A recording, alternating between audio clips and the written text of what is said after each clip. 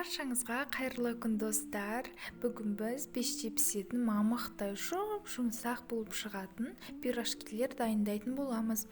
Еще әдемі қылып пирожкиді түю жолдарын үйрететін боламын. Сол үшін видеоны соңына дейін қарап, менімен бірге дайындап көріңіздер. Ең алдымен ыдысқа жылы сүтімізді құямыз. Оның үстіне құрғақ ашытқыны саламыз. Содан соң 2 ас қасық қантты салып, жақсылап венчиктің көмегімен қант ерігенше араластырамыз.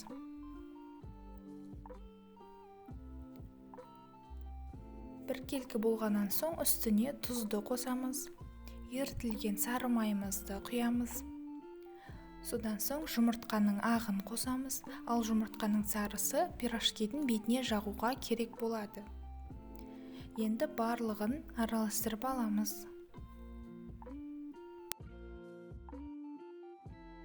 Енді сұйық массамыздың үстіне електен өткізілген ұнның жартысын қосамыз да лопаткамен араластырамыз. Содан соң ұнның барлығын қосамыз да қолымызбен жұп-жұмсақ етіп қамыр илейміз. Қамырды кемінде 5 минуттай илеңіздер. Бізде осындай біркелкі өте иілгіш әдемі жұмсақ қамыр пайда болады.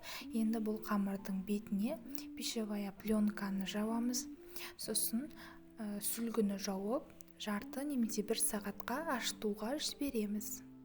Енді пирожкидің салмасын дайындаймыз. Ол үшін суда піскен картоптың үстіне зира, тұз, бұрыш қалауларыңыз бойынша дәмдеуіштер салсаңыздар болады. Сосын міндетті түрде қуырылған пиязды саламыз да жақсылап картоп езетін құрылғының көмегімен езіп аламыз. Пиязды қуырып салсаңыздар, пирожки өте дәмді болады. Міне біздің начинкамыз осындай болып шығады. Енді ашыған қамырымызды алып, бірнеше бөліктерге бөлеміз. Өздеріңіздің қалауларыңыз бойынша дәу немесе кішкентай қылып бөлсеңіздер болады. Мен кішкентай қылып бөлдім. Барлық қамырларды бөліп, домалақтап шығамыз.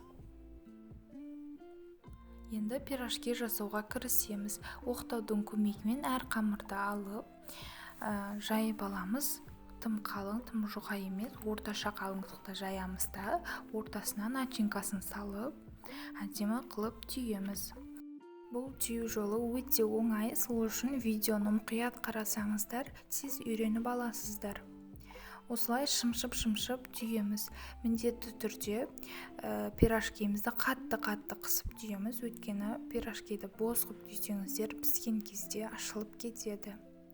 Осылай ортасына барлығын жинай береміз, тура шаш өрген сияқты қылып түйеміз.